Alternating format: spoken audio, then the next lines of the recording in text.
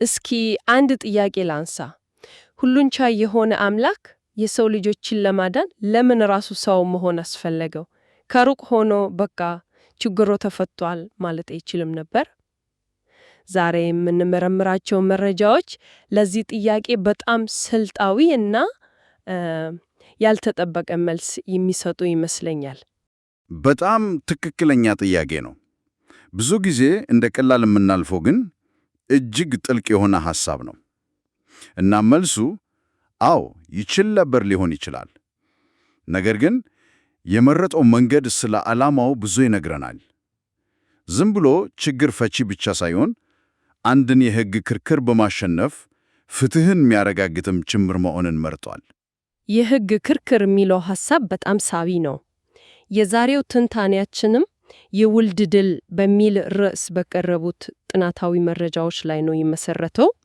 ይህ ድል እንዴት በአራቱ ዋና ዋና እርምጃዎች እንደተከናወነ እንመለከታለን። ለመነሻ ያህል በዮሐንስ ወንጌል ላይ ቃልም ሥጋ ሆኖ ጸጋንና እውነትንም ተመልቶ በእኛ አደረ የሚለው ሐሳብ አለ። ይህ ሥጋ የመሆን ድርጊት የድሉ የመጀመሪያውና ወሳኙ እርምጃ ነው ማለት እንችላለን። በፍጹም ሥጋ መልበሱ የጦር ሜዳውን የመረጠበት መንገድ ነው።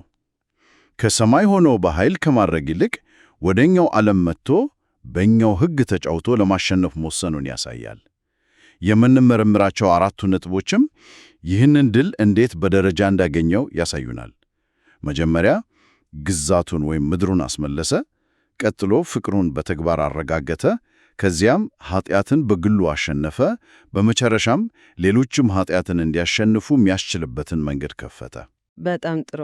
እንግዲያው እስከ መጀመሪያው እንጀምር፣ ምድርን እንደገና ማስመለስ። መረጃዎቹ እንደሚሉት ይህ ሂደት የሚጀምረው አካልን በደም መግዛት በሚል ነው።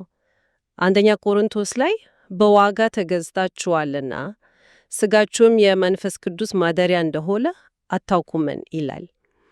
ይህ አካልን መግዛት ከምድር ጋር ያለው ግንኙነት ምንድን ነው?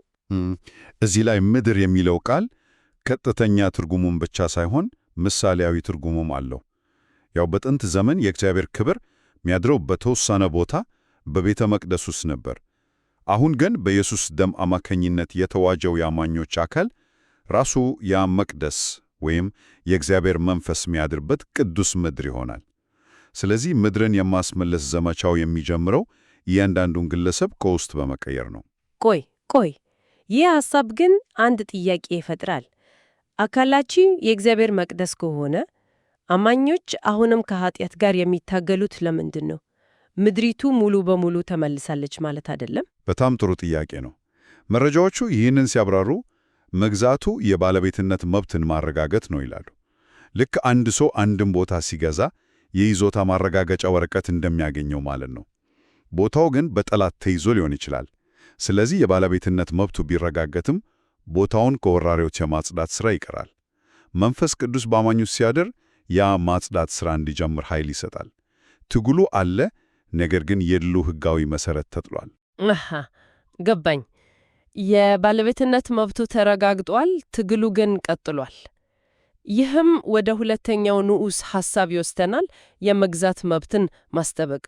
በማቴዎስ ወንጌል ላይ ያለው ወይን አትክልት ምሳሌ ወራሹ ንብረቱን ሊረከብ ሲመጣ ገበሬዎቹ ኑ እንገድለውና ርስቱን እንውሰድ ያሉበትን ሁኔታ ያነሳል። እዚህ ላይ ግራ የሚያጋባኝ ነገር አለ። ኢየሱስ የፍጥረት ሁሉ ፈጣሪና ባለቤት ከሆነ ለምን መብቱን ማስጠበቅ አስፈለገው? ሁሉ ነገር የእርሱ አይደለም ወይ? ይሄ የክርክሩ ሁሉ ቁልፍ ነጥብ ነው።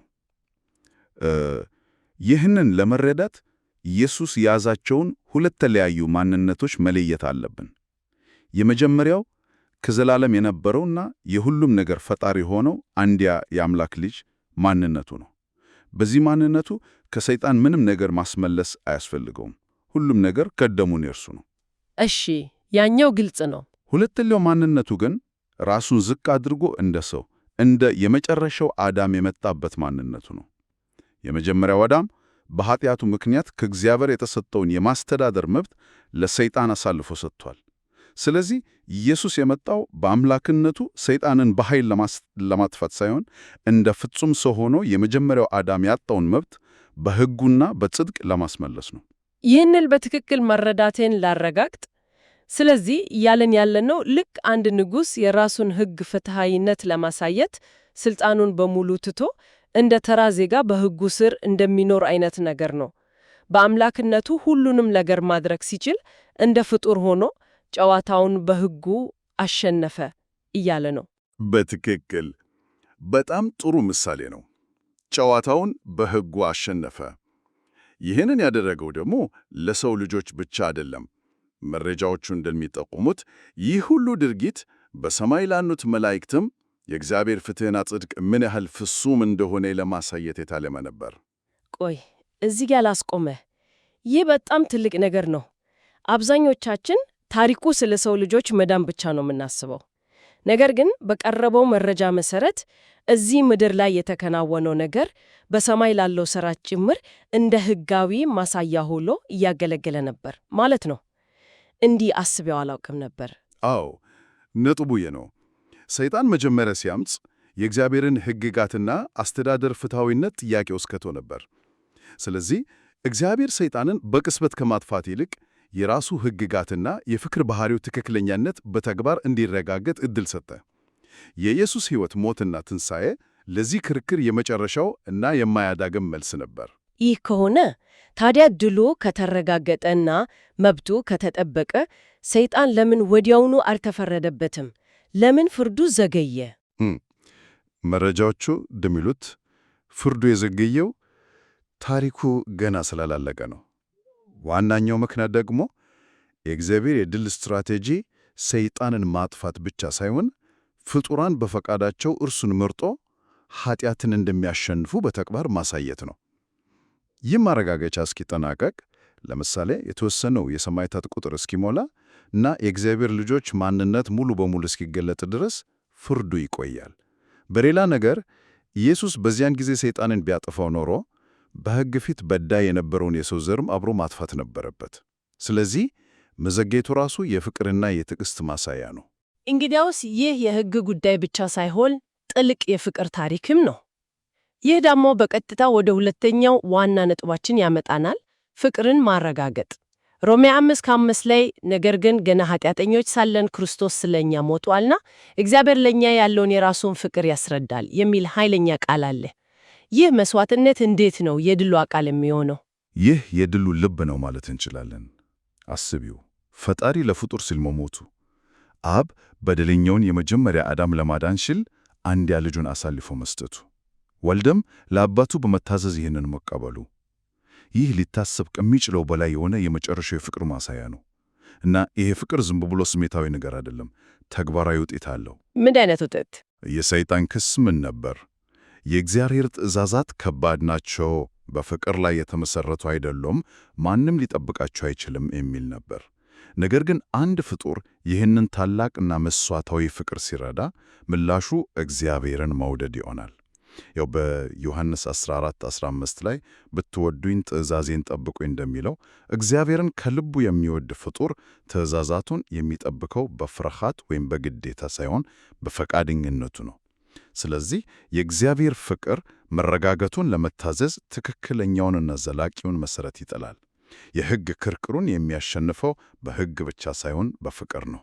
እሺ፣ ስለዚህ ፍቅር የመታዘዝ መሠረት ሆነ። ነገር ግን ፍቅር መኖሩ ብቻውን የኃጢአትን ችግር አይፈታም።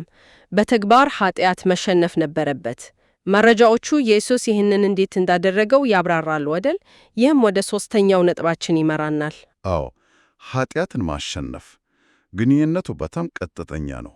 ሮሜ 6:23 ላይ የኃጢአት ደመወዝ ሞት ነው ይላል። ይህ ማለት ሞት ሕጋዊ ሥልጣን ያለው ኃጢአት ባለበት ቦታ ላይ ብቻ ነው። ሞት የኃጢአት ውጤትና ቅጣት ነው። ስለዚህ ኢየሱስ ምንም ኃጢአት ስላልሰራ ሞት በእርሱ ላይ ምንም አይነት ሕጋዊ ሥልጣን አልነበረውም ማለት ነው። አንያ ጴጥሮስ 2:22 ላይ እርሱም ኃጢአት አላደረገም እንደሚለው በትክክል። ለዚህም ነው በሐዋርያት ሥራ 2:24 ላይ እርሱ በሞት ሊያዝ አልቻለም የሚለው። ሞት ሊይዘው አልቻለም። ስለዚህ ትንሣኤው ስሜታዊ ድራማ ብቻ ሳይሆን ሕጋዊ ማረጋገጫ ነው። ኃጢአትና ውጤቱን ሞቱን ሙሉ በሙሉ ድል መንሳቱን የሚያሳይ ተጨባጭ ማስረጃ ነው።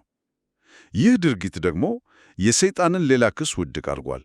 ይኸውም የእግዚአብሔር ትእዛዛት በፍጡራን ሊጠበቁ እንደማይችሉ የሚለውን ኢየሱስ እንደ ፍጡር እንደ መጨረሻው አዳም ሕጉን ሙሉ በሙሉ በመጠበቅ ይቻላል የሚለውን አረጋግጧል።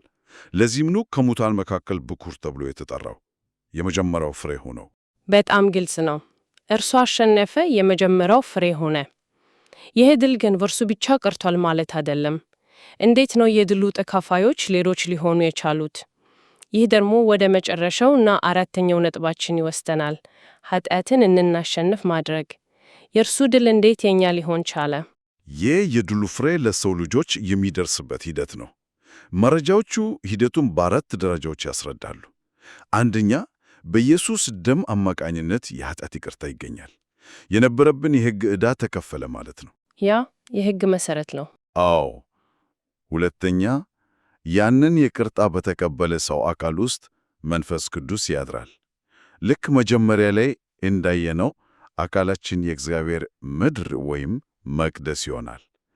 ሦስተኛ፣ ያ ያደረው መንፈስ ቅዱስ አማኞች የሥጋን ፍላጎት እንዲያሸንፉ ኃይል ይሰጣቸዋል። ሮሜ 8:2 ላይ በክርስቶስ ኢየሱስ ያለው የሕይወት መንፈስ ይግ ከኃጢአትና ከሞት ይግ አርነት ወጥቶኛል እንደሚለው በአዳም ምክንያት በውስጣችን የነበረው የኃጢአት ይግ በአማኞች ውስጥ በሚሠራው የመንፈስ ይግ ይሻራል። ይህ ማለት ትግሉ ይጠፋል ማለት ሳይሆን ለማሸነፍ የሚያስችል ኃይል እናገኛለን ማለት ነው። በትክክል። አራተኛውና የመጨረሻው ደረጃ ደግሞ ኃጢአትን ያሸነፉ አማኞች ሞትንም ያሸንፋሉ። ይህም በመጨረሻ ወደ ትንሣኤ ይመራቸዋል። ልክ እንደ በኩሩ ኢየሱስ እነሱም የትንሣኤው ፍሬዎች ይሆናሉ። ይህ ሂደት ለሁሉም አማኞች ነው ወይስ መረጃዎቹ በተለየ ሁኔታ የሚያተኩሩበት ቡድን አለ? ሂደቱ ለሁሉም ክፍት ቢሆንም መረጃዎቹ በተለይ እስከ ሞት ድረስ በመታመን እግዚአብሔርን የወደዱ ሰማዕታት ላይ ትልቅ ትኩረት ያደርጋሉ። እነዚህ በመጀመሪያው ትንሣኤ እንደሚነሱ ይጠቅሳሉ። ለምንድነው እነሱ ላይ ይህን ያህል ትኩረት የተደረገው? ምክንያቱም እነሱ ለሰማያዊው ፍጡራን ለመላእክት የመጨረሻው ማረጋገጫ ይሆናሉ። መላእክት ተራ ፍጡራን የነበሩ ሰዎች የእግዚአብሔርን ኃይል ተቀበለው ኃጢአትን ብቻ ሳይሆን ሞትንም ድል ሲነሱ ሲያዩ ያኔ የእግዚአብሔር ቃል እውነት እንደሆነ፣ ትእዛዛቱም ለፍጡራን የሚበጁ እንደሆኑ፣ ፍቅሩና ፍትሑም ፍጹም እንደሆነ ሙሉ በሙሉ ይገነዘባሉ። ያኔ በሰማይ የነበረው ጥርጣሬና የውዝግብ መንስኤ ሙሉ በሙሉ ይወገዳል። በጣም አስደናቂ የሆነ እይታ ነው። እንግዲያው የዛሬውን ውይይት ለማጠቃለል የወልድን ድል በአራት የተያያዙ እርምጃዎች ተመልክተናል። የመጀመሪያው ምድርን ማስመለስ ነበር። ይህም የባለቤትነት መብትን በደሙ በመግዛት እና የማስተዳደር መብቱን እንደ መጨረሻው አዳም በሕግ በማስጠበቅ የተከናወነ ነው። ሁለተኛው ነጥብ ደግሞ ፍቅርን በተግባር ማረጋገጥ ነበር። ፈጣሪ ለፍጡር የከፈለው መስዋዕትነት ለመታዘዝ ትክክለኛውን የፍቅር መሠረት ጥሏል። ሦስተኛው ኃጢአትን በግሉ ማሸነፍ ነው። ይህም በኃጢአት አልባ ሕይወቱ እና ከሞት በመነሳቱ ሞት በእርሱ ላይ ምንም ሥልጣን እንደሌለው አረጋግጧል። በመጨረሻም አራተኛው ነጥብ ሌሎችም ኃጢአትን እንዲያሸንፉ ማስቻል ነው። ይህም በመንፈስ ቅዱስ አማካኝነት ኃይልን በመስጠት አማኞች የዚያ ታላቅ ድል ተካፋዮች እንዲሆኑ ማድረግ ነው። የዛሬው ትንታኔ በእውነትም ብዙ የተለመዱ ሐሳቦችን በአዲስ መነጽር እንድናይ አስችሎናል።